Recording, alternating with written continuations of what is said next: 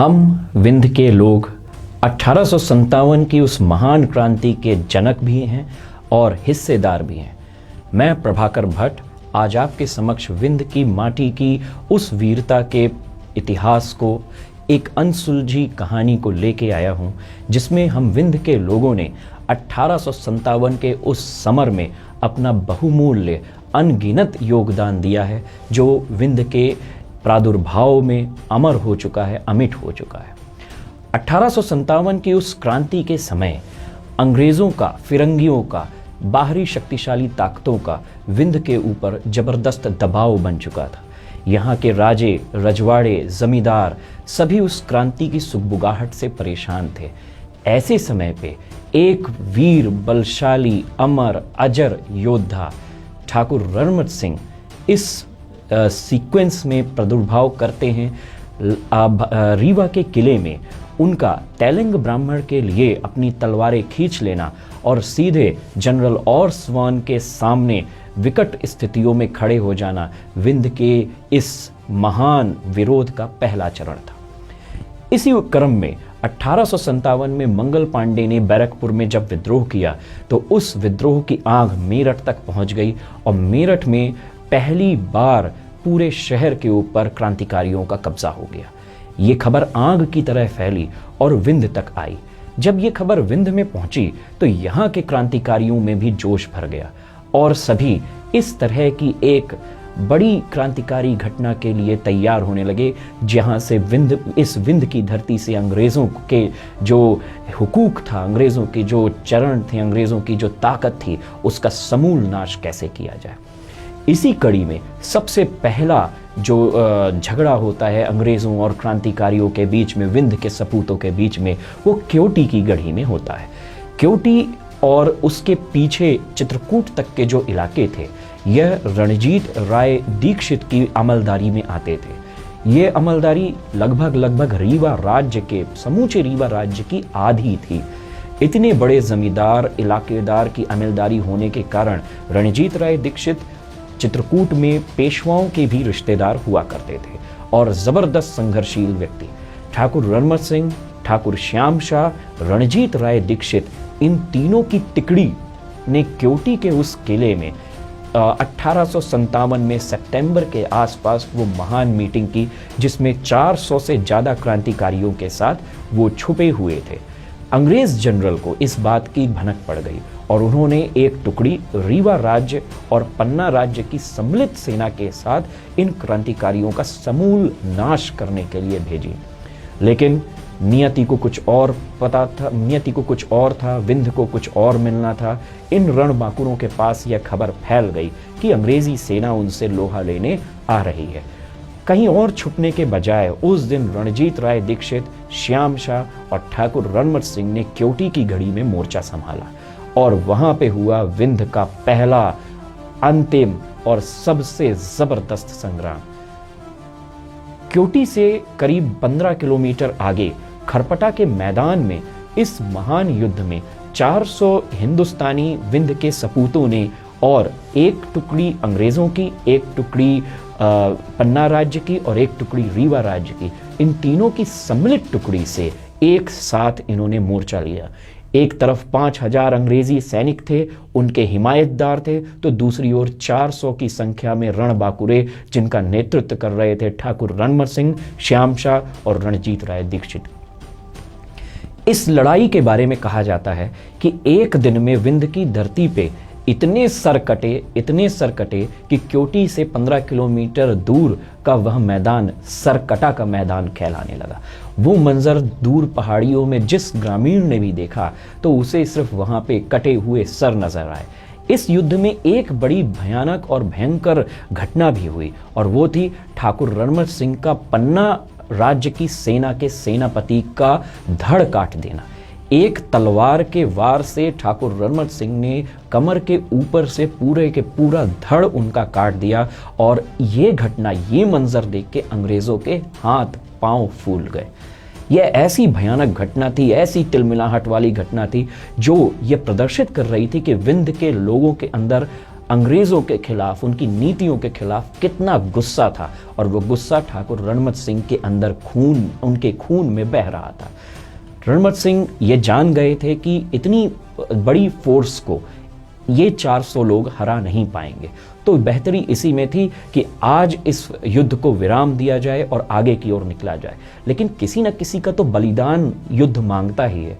तो ये माना गया कि रणजीत राय दीक्षित जी ने कहा कि कुंवर साहब आप आगे निकलिए, पेशवा तात्या टोपे से संपर्क कीजिए, वो आपको आगे की राह दिखाएंगे, आप उनके साथ जुड़िए। श्याम शाह कुंवर साहब निकलिए, क्योंकि ये हमारी आमिलदारी है, ढबौरा की आमिलदारी है, और ये युद्ध अंततः हमारी मृत्यु के साथ ही खत्म होगा। तो अंग्रेज़ों को हम अपनी तरफ मोड़ते हुए ढबौरा ले जाएंगे, और आप मैहर विजयराघवगढ़ की तरफ निकल के तात्या से सागर के जंगलों में संपर्क कीजिएगा।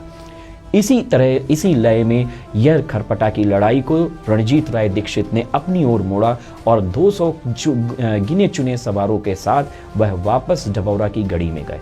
ढबौरा की गढ़ी को घेर लिया जाता है, और रणजीत राय दीक्षित उसी ढबौरा की गढ़ी में लड़ते हुए मारे जाते हैं। बाद में ढबौरा की जो आमलदारी थी वो दीक्षितों से राज सात करके उसे रीवा राज्य में मिला लिया जाता है, और ढबौरा की उनकी गढ़ी में आज का ढबौरा रेलवे स्टेशन बना दिया जाता है। अगर आप ढबौरा कभी जाएं तो उस घड़ी को देखेंगे तो वहाँ पे आपको तोप के गोलों के गोलियों के निशान आज भी मिलेंगे।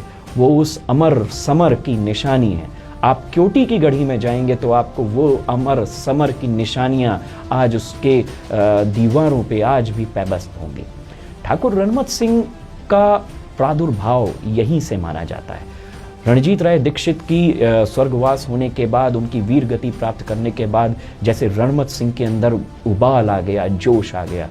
पिंडरा की लड़ाई में उन्होंने करीब 4000 की अंग्रेजी सेना को हराया। इसके बाद पन्ना का युद्ध हुआ। इसके बाद विजयराघवगढ़, मैहर, आस पड़ोस की नागौद के युद्ध के साथ ही साथ कोठी का युद्ध। अंग्रेजी सेनाओं को इस विंध्य में ठाकुर रणमत सिंह ने इतना पछाड़ा कि अंग्रेजी सैनिक, अंग्रेज हुक्मरान इतने परेशान हो गए कि उन्हें रीवा राजा को बुलाकर, रीवा महाराज को बुलाकर कहा कि अगर रणमत सिंह हमारे कैद में नहीं हुए तो हम आपका राज्य राजसात कर लेंगे, और हम दूसरी शाखा के लोगों को राजवंश राजा बना देंगे। इस लय में रणमत सिंह की माताजी, जो उस समय सतना के मझियार गांव में रहती थीं, उनके पास एक पत्र भेजा गया।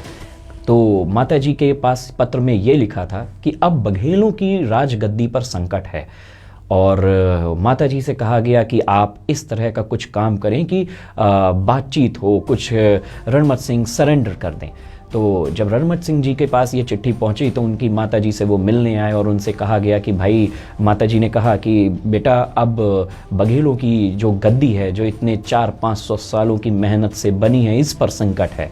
तो अब इस विषय में ऐसा कुछ काम करो कि ये संकट भी टल जाए और देश की क्रांति की मशाल भी ना बुझने पाए। तो रणमत सिंह जी ने कहा कि हम अपना सरेंडर करने को तैयार हैं, हम सरेंडर करेंगे, लेकिन हमारे जो अस्त्र शस्त्र हैं, हमारे जो सैनिक हैं, वो सरेंडर नहीं करेंगे। तो फिर रीवा राजघराने की ओर से कर्नल ऑर्समान को एक लेटर लिखा गया और कहा गया कि अब महान सरेंडर को किया जाए, और यह सरेंडर करने के लिए रीवा महाराजा ने पहले ही इनको बुलाया अपने पास कि आप आइए, हमसे मिलिए।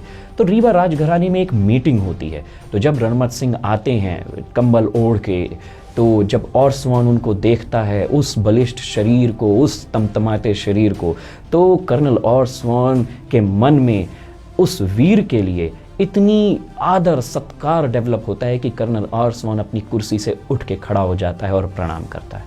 ठाकुर रणमत सिंह का रणमत सिंह के समय पे रीवा राजघराने ने ये कंडीशन रखी थी कि ठाकुर रणमत सिंह को फांसी की सज़ा नहीं दी जाएगी। लेकिन कर्नल ऑर्समान एक बड़ा चालाक और बहुत पॉलिश्ड नेचर का व्यक्ति था। उसने ठाकुर रणमत सिंह को, उसको खबर मिल चुकी थी, तो रणमत सिंह को उन्होंने कहा कि आप जाइए, आराम कीजिए, हम कल सवेरे आपके सरेंडर की बात करेंगे। और रात में रणमत सिंह जिस घर में रुके थे, उसी घर में फौज को भेज के उन्होंने उनको कैद कर लिया। ऊपर के हुक्मरानों को ये खबर दी गई कि ठाकुर रणमत सिंह को पकड़ा गया है, कैद किया गया है, जबकि ये एक प्रकार का ऑर्समान का बिछाया हुआ जाल था जिसमें रीवा महाराजा भी फंस चुके थे। महान बघेल सरदार ठाकुर रणमत सिंघा को कैद करके पेशवाओं की मुख्य कर्मस्थली बांदा ले जाया गया और बांदा में ही सन 1859 में उनको बांदा के ठीक रेलवे स्टेशन के सामने भटवाड़ा में फांसी दी गई। उनकी फांसी के बाद उनका अंतिम संस्कार हमारे पूर्वजों ने किया और उनका अंतिम संस्कार करके उनका अस्थि कलश, उनके जो रिमेन्स हैं, उनको ये गंगा नदी में प्रवाहित किया गया। आज भी भटवाड़ा बांदा उनकी अंतिम जो उनके समय कालखंड हैं उसका गवाह है। ऐसा हमारे पूर्वज बताते हैं कि अंतिम समय में डायरेक्ट फांसी नहीं दी गई, उनको 3 दिनों के लिए जज के सामने, मैजिस्ट्रेट के सामने पेश किया गया। तो ठाकुर रणमत सिंह का कहना था जज के सामने, एक शब्द जो उनका बड़ा प्रसिद्ध हुआ और बांदा की बुंदेली फ्लोर जो लोकल कहानियां होती हैं उसमें चलता है कि तुम होते कौन हो हमको हमारे ही देश में कैद करने वाले। ये लाइन बोलने के बाद उनके साथ जो और कैद किए लोग थे, पेशवा थे और सरदार थे, उन्होंने इतना जयकारा लगाया कि ठाकुर रणमत सिंह के उस जयकारे की गूंज आज भी बांदा के उस भटवाड़े में दिखती है। हमारा नमन है ऐसी वीर आत्माओं को, ऐसे संस्कारवान, ऐसे ऊर्जावान इस विंध्य भूमि के सरदारों को। जय हिंद, जय भारत।